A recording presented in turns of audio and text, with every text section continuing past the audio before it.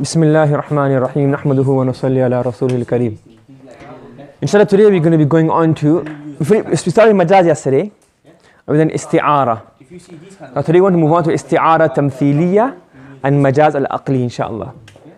Okay, we might even touch on Majaz and Mursal as well, if you have time. So, Tamthil.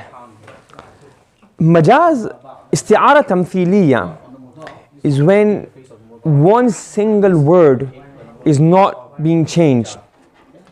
Rather, the entire sentence, the entire phrase, the entire structure has a different meaning altogether. So for example, The second letter is majroor.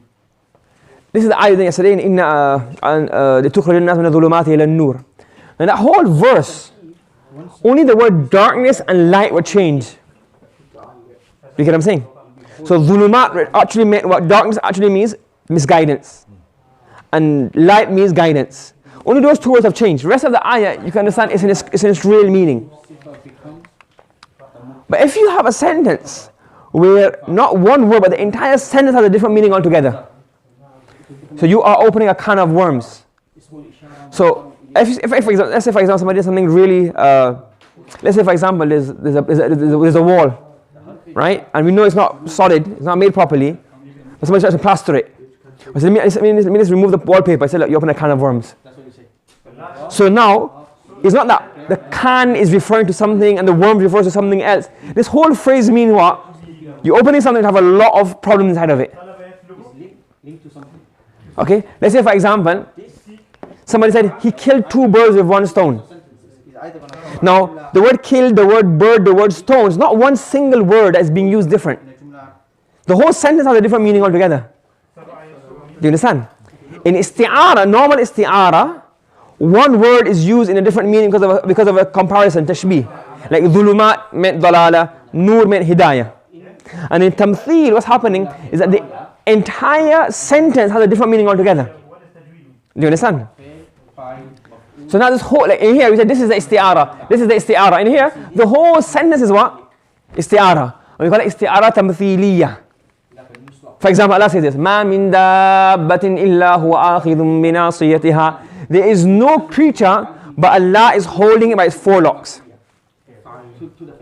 Now holding something by its forelocks, meaning here, if you got like a long hair, and you hold it right here, you got it under total control in it.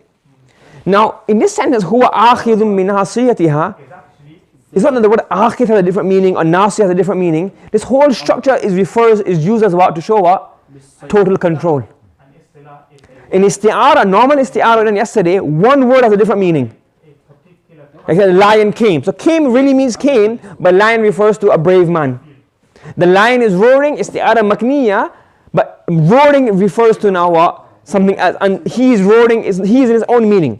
In here, akhidhum min asiyatiha, the whole, Allah is holding every animal by its forelocks. That means what? Allah has every single creation or every single creature under total control. So not one single word, but the entire structure has a new meaning. Does that make sense? You following? Right, moving on now. Majaz al-Aqli. Majaz al-Aqli means what? You attribute something to what it's not really attributed to in real life. Even though we understand it, but that's not what it's really supposed to be. For example, look at this Quranic ayah. Inna fir'auna ala fil ard.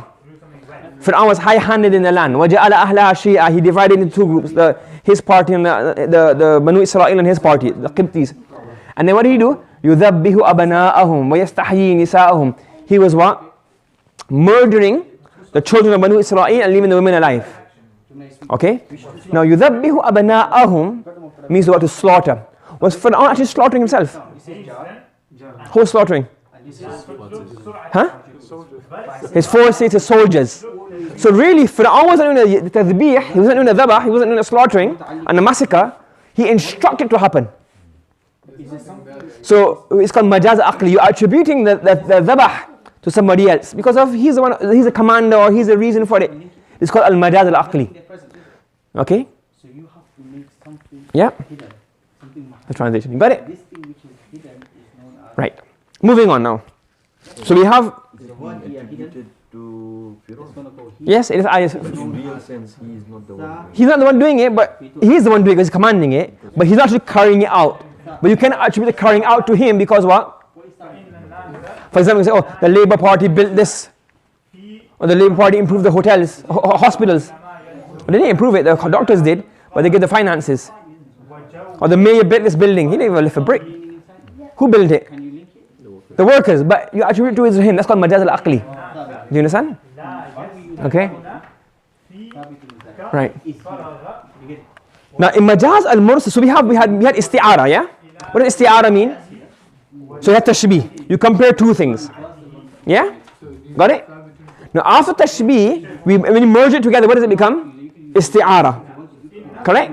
And the reason you use one word instead of another is because of the mushabahat. There's a shabah between them. Okay? Like dhulumat, darkness is similar to this guidance, isn't it? It is the same way in real life, a dark area, a dark road, you can't find your way around, you're confused, you're lost.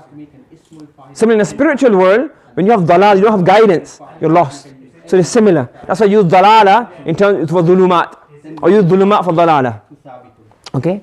Now, sometimes you can use one word for another, but the reason is not mushabahat, not that they match or they're very similar to each other.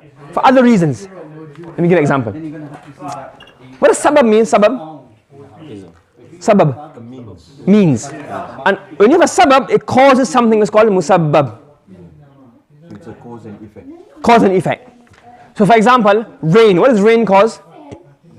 Plant to grow. Okay? Rain causes plants to grow. Now what can happen now? If you understand that concept, sometimes you can use Sibabiyya. For example, Allah says in the Quran, the Prophet says in the Hadith, Al-Muslimu man salima al-Muslimuna min lisanihi wa yadi. A believer is that person from whose hands and tongue another believer is safe. Has my tongue ever caused any difficulty? Has my tongue ever caused any difficulty? What's caused the difficulty? Well, I say the words. I don't come and lick you, did I? So if I say literally, that if I come and lick you, that's when what? I'll be causing inconvenience. But lisan doesn't mean what? But the lisan is a sabab. Lisan is a cause of words. So you can use lisan, and you can also, and lisan means words. So a Muslim is the one from whose words. That's why some people translate it as words. You understand? Some tongue is a real meaning, but it literally means words. Because what? Lisan is a sabab of what? Words. Opposite way around. Musabbab. Allah says, وَيُنَزِّلُ لَكُم مِّنَ السَّمَاءِ رِزْقًا. Allah sends down from the rain what? Sustenance. Have you ever seen apples and oranges raining? But water, Allah sends down what really? Rain. And rain is a cause of what? Rizq. So in the previous example, we mentioned what? Lisan, because lisan causes words. And in here we mentioned rizq, because rizq is caused by water. So instead of mentioning Allah sends down water, Allah sends down your rizq, your sustenance. So we sometimes use sabab instead of musabbab, or musabbab instead of sabab. That's a majaz, but there's not tashbih between the two of them. There's a sabab, a musabbab element. Okay? Another example. Kul means what? Everything. And juz is what? A part of that. Can you put, have you ever put your fingers in your ears? Have you? You serious? Yeah. You put your fingers in your ears? You're lying. Impossible. What's a finger? This is a finger, isn't it? Yeah. This fits in your ears, all of this. No, put your fingers in the tip of the Exactly. You can't put the fingers in your ears, can you? It won't fit. So when Allah says in the Quran, يَجْعَلُونَ أَصَابِيَهُمْ فِي آذَانِهِمْ. They put what? The tip. But you don't say, oh, the tip of the fingers. You put fingers, this whole thing can't fit. But even in our language, you use that as well. So you use the kul, you say the word kul, which is asabi'. But you really mean what? Anamil. The tip. It's also called what? Majaz al-Mursal. Okay? So now we're moving on. Juz. So instead of mentioning the kul, we mention the juz and we mean the whole thing. For example, Allah says in the Quran, tahrir raqaba, to free a neck. Free a neck. What do you mean free a neck? What does neck mean? Slave. Freeing a slave. So it's good to free slaves. When free slaves existed in the past, before emancipation became a national law, international law, you have slaves. So Islam encouraged that, free them. Let people, if they ever on their own, free them. So Allah says tahriru abdin. That's tahriru raqaba. Free about a neck. But neck here means what? Slave. Why do you use neck to mean slave? That's another issue altogether. But using one part, and you mean what? The whole body. Because there is a chain on there. Possibly, I don't know. gives it majrur. Another thing is ma kan, ma yakun. Something was, something will become. For example, who's an orphan? That's the answer. Who's an orphan? Person has no father. Father. Technically. Father. And mother. Normally, Am I an orphan? it is parents. Am I an orphan? My father's passed away, rahimahullah. A young person. A young person. So a person who's not reached the age of bulugh, and his father's passed away. He's now what? A yatim. But sometimes you can use the word yatim for somebody who's already no longer yatim.